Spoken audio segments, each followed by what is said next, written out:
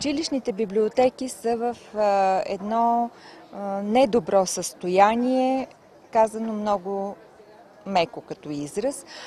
Факт е, че през 2005 година съществуваха поне в националната статистика 1465 училищни библиотеки. Днес ние говорим за 2770 училища с 525 библиотеки по статистически данни, което за една съвременна държава, която трябва да създаде поколение конкурентно способно, знаещо, можещо, ми звучи много тъжно и това положение абсолютно и категорично трябва да се коригира, трябва да се намери начин за развитие на училищните библиотеки в съвременни медиатеки, каквито са в развитите държави, в една Германия, в Франция, Дания, скандинавските страни са с много добри библиотечни системи, включително и училищните библиотеки. Т.е. ние имаме добрата практика и моделите, от които можем да почерпим опит и да ги приложим и в нашата страна.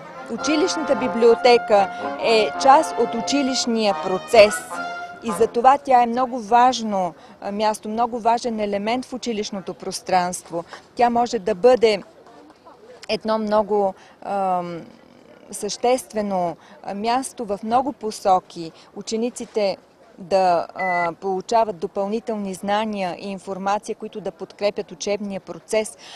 Това може да бъде мястото, където те осъществяват полезни социални контакти, мястото, където учители, ученици и родители работят заедно за изграждането на децата като едни развити, умни, можещи личности. Така че училищната библиотека има много функции и за това ние сме направили 4 модела за развитие на училищните библиотеки. Предоставихме ги на господин Чобанов, на вниманието на Столична община и се надяваме, че бихме могли в най-близко бъдеще да създадем модели за училищни библиотеки, които да бъдат пример за цялата страна, от една страна, от друга страна, просто да се покаже, че действително те могат много да подпомогнат учебния процес и да бъдат полезни за развитието на децата, на учениците от по-малките и по-големи възрастови групи.